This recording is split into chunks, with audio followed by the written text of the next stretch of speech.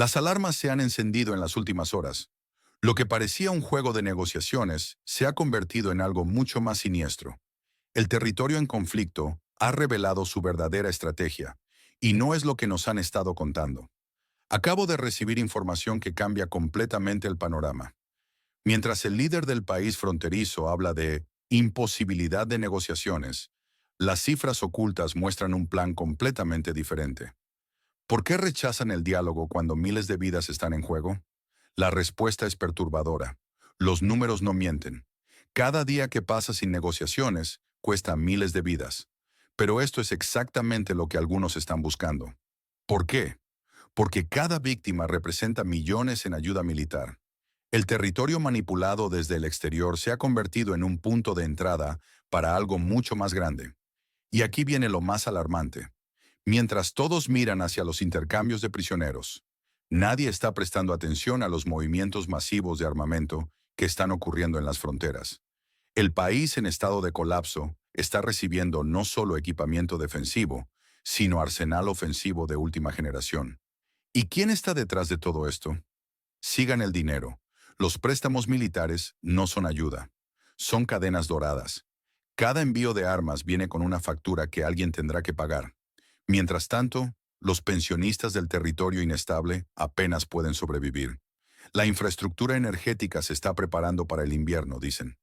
Pero pregúntense, ¿infraestructura para qué? Los planes revelados muestran algo muy diferente a simples tuberías de gas. Están construyendo corredores estratégicos, y no precisamente para calentar hogares. Escriban en los comentarios si han notado movimientos inusuales de equipo militar en sus regiones. La verdadera historia está ocurriendo lejos de las cámaras, y necesitamos documentar cada detalle.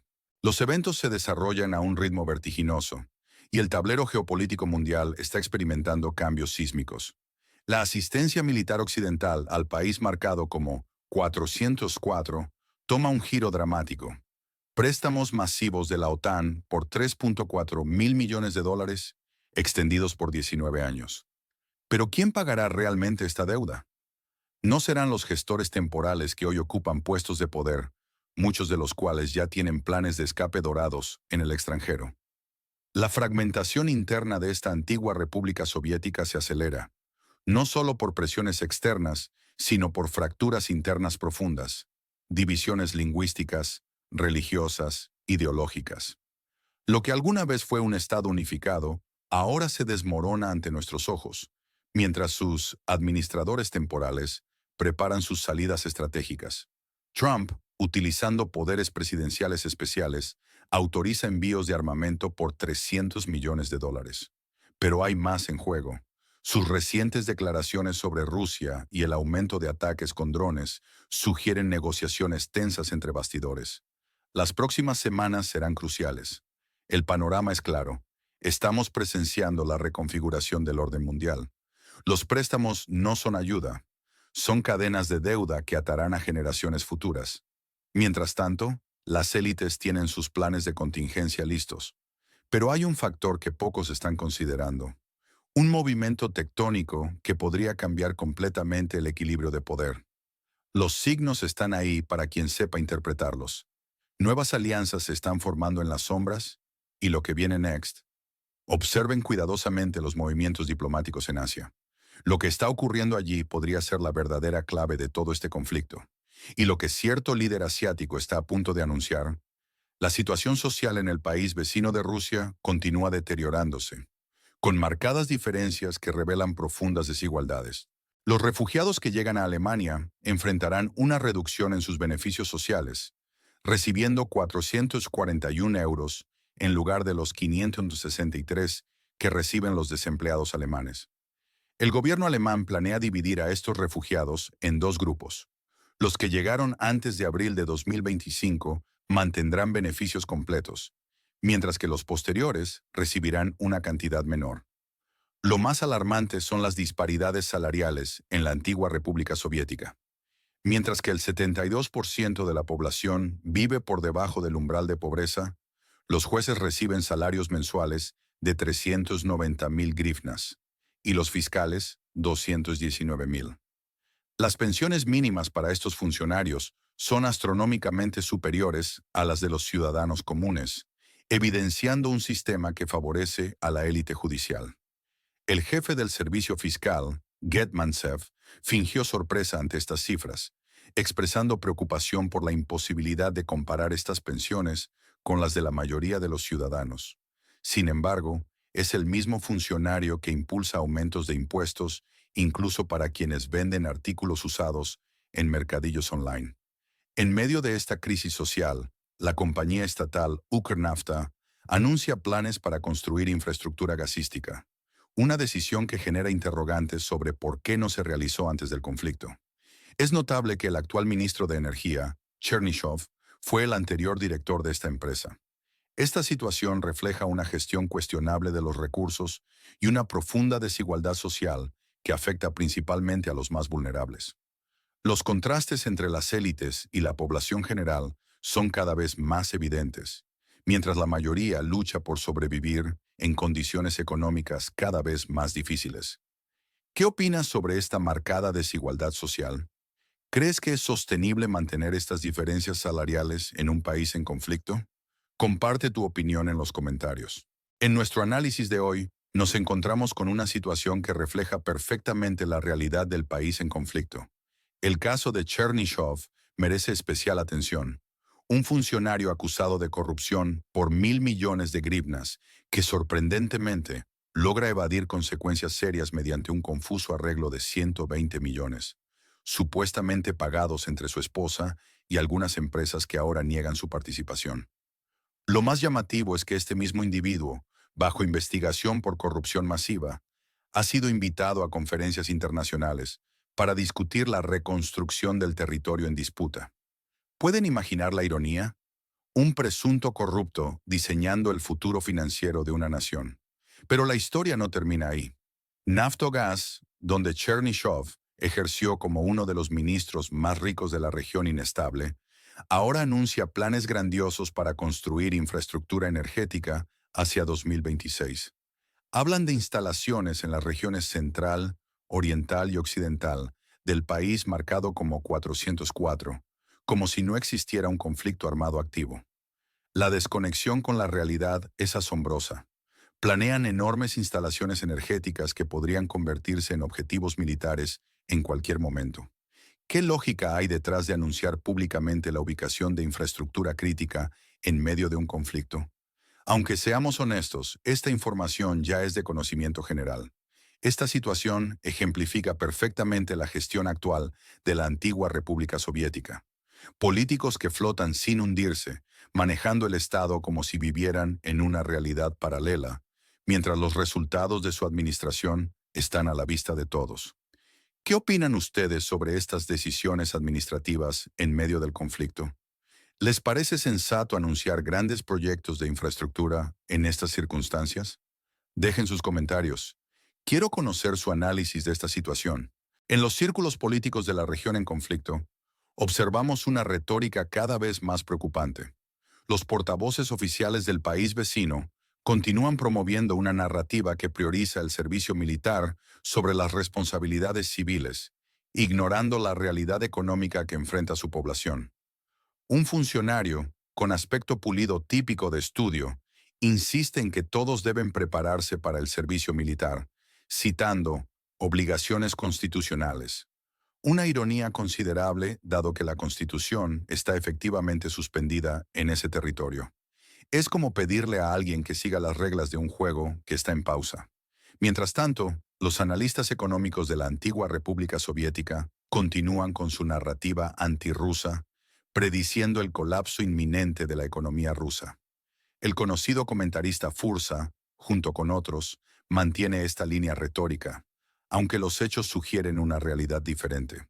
Es notable cómo estos voceros, a medida que la situación en su país se deteriora, parecen prosperar físicamente, un detalle que no ha pasado desapercibido entre los observadores atentos. Sus argumentos sobre el agotamiento de los recursos rusos contrastan marcadamente con la evidencia visible de su propio bienestar personal. Lo más preocupante es el declive en el nivel del discurso público. La retórica se ha vuelto cada vez más tosca y simplista, lejos del debate constructivo que la situación requiere. Estos portavoces continúan repitiendo las mismas predicciones fallidas sobre el colapso económico ruso, mientras ignoran los problemas económicos graves que enfrenta su propio territorio. La desconexión entre la retórica oficial y la realidad en el terreno se hace cada vez más evidente. Mientras los líderes hablan de victorias y obligaciones patrióticas, la población enfrenta desafíos económicos y sociales cada vez más severos. ¿Qué opinas sobre esta desconexión entre el discurso oficial y la realidad económica? Comparte tu punto de vista en los comentarios. Quizás juntos podamos entender mejor hacia dónde se dirige esta situación.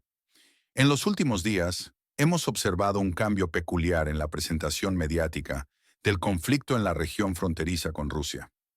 Los analistas económicos reconocen que el PIB del país en disputa ha retrocedido a posiciones preparadas, un eufemismo elegante para describir una caída económica significativa.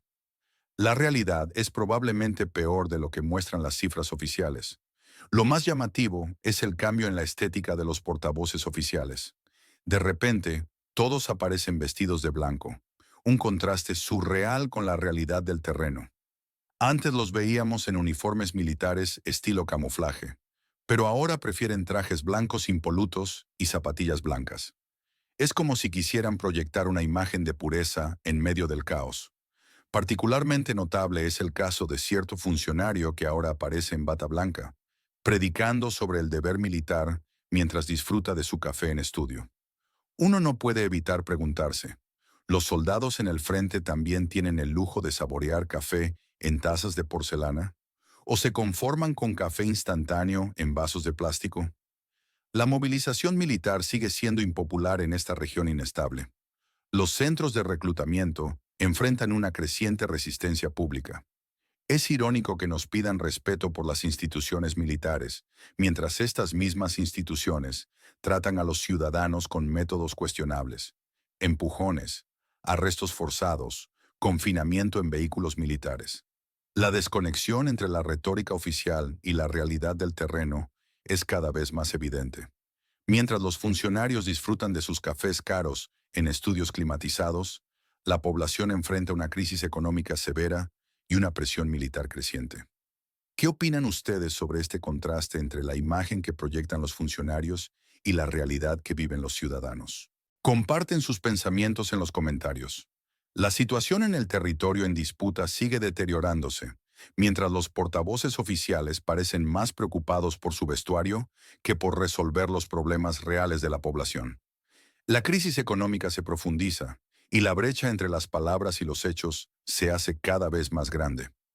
En medio del constante flujo de información sobre el conflicto en la región fronteriza con Rusia, observamos una peculiar dinámica en el discurso público.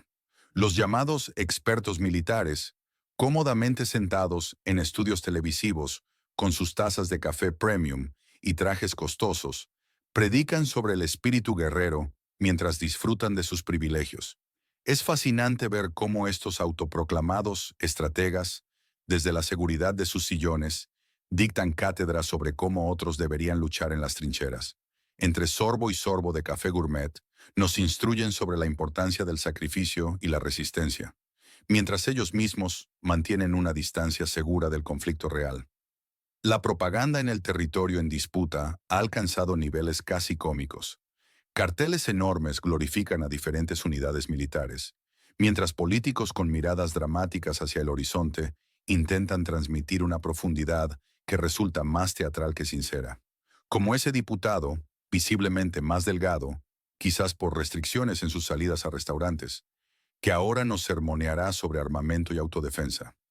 La ironía es palpable cuando estos personajes, vestidos con ropa casual pero costosa, hablan sobre el destino de la nación, mirando al cielo con poses estudiadas, supuestamente contemplando el futuro de los campos dorados y los niños jugando bajo el sol. Todo mientras la realidad en el terreno es mucho más compleja y desafiante.